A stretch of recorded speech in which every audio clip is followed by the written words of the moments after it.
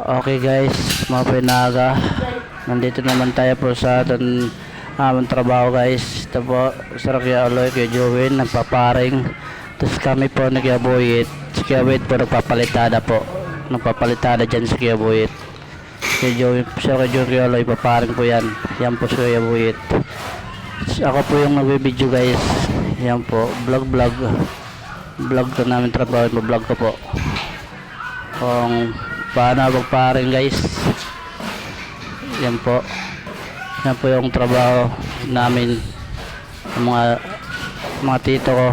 Yan po, yan yung dalawa nag-ano guys, nagpaparing yan.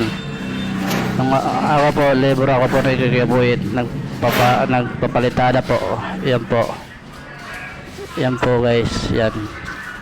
Mag-vlog ako guys kasi tapos na ako mag-alo. Mag-vlog ko po yung mga trabaho nila, trabaho namin. Yan po. Habang nagtatrabaho po kami, binablog ko po yung mga trabaho namin po. Yan po. Yan.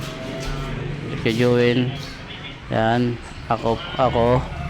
Yan po. Okay, yung si Joel po. Yan. Kahit mahirap guys, sinano lang namin. Ginakaya lang namin guys kasi yan talaga yung trabaho. Pag wala kang tiyaga guys, wala kang mararating na linaga. Yan po guys, yan po siya palitada.